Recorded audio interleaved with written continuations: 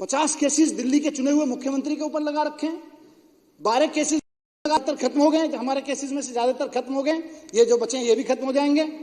इन्होंने 3 केसेस सत्येंद्र जैन के ऊपर लगाए, जिनमें से 2 केस खत्म हो गए, खारिज हो गए, 1 बच रहा है अभी, वो भी खारिज हो जाएगा। इन्होंने 1 केस गोपाल राय जी के ऊपर लगाया, 2012 का निकाल के गोपाल राय जी उससे डिस्चार्ज हो गए हैं। ये कानून के राज की बात कर रहे हैं। ये जर्नैल सिंह 2 केस लगाए, दोनों में डिस्चार्ज हो चुके हैं। संजीव झा 3 केस लगाए, 2 में डिस्चार्ज हो चुके हैं, 1 अभी बाकी है, उसमें भी डिस्चार्ज होंगे। ये बता रहे हैं कानून का राज है। कौन से कानून की बात कर रहे हैं? ये सारे के सारे केसेस कौन से कानून में आते हैं? बीजेपी के झूठ बोलने के, झूठ फैलाने के और एजेंसियों को दुरुपयोग के अलावा किसी कानून में नहीं आते। मुझको जेल भेजा, अरविंद केजरीवाल जी को जेल भेजा, हम तो स्कूल बनवा रहे थे, यहां बैठ के काम कर रहे थे। 30,000 करोड़ का बजट होता था। इसी विधानसभा में पहला बजट पास किया था 30,000 करोड़ का, और उससे पहला बजट जिस बार मैं वित्त मंत्री के रूप में बजट पेश किया, उससे पहला बजट रिकॉर्ड है विधानसभा का, उठा के देख लीजिए, 25,000 करोड़ का बजट था।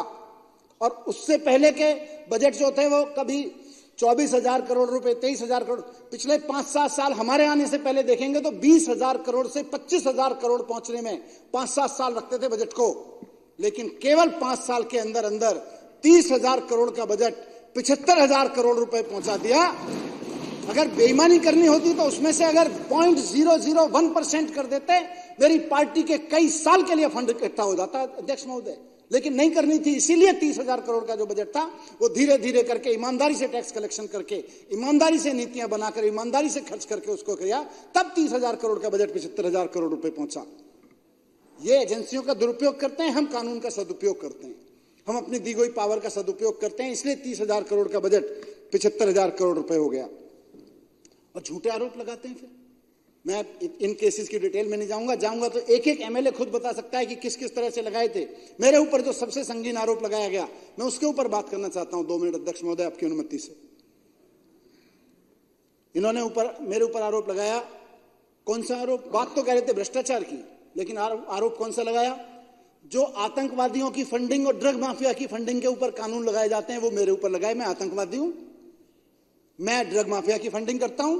क्या अरविंद केजरीवाल जी आतंकवादी हैं? अरविंद केजरीवाल जी ड्रग माफिया की फंडिंग करते हैं?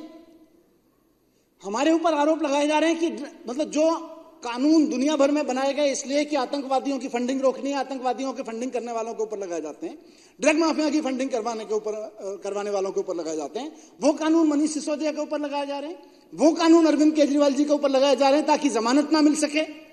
आरोप कोई भी ऐसे ही लगा दो, उसके बाद कानून की धाराएं ऐसी ऐसी लगा दो आतंकवादियों वाली, ड्रग माफियाओं वाली, ताकि जमानत ना मिल सके, और फिर यहां होके बोले जमानत जमानत।